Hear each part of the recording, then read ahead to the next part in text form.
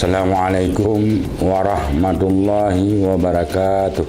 Atas nama pemerintah Aceh, saya Bustami Hamzah, pejabat Gubernur Aceh, mengucapkan selamat hari ulang tahun Bayangkara ke-78 kepada seluruh jajaran Kepolisian Republik Indonesia.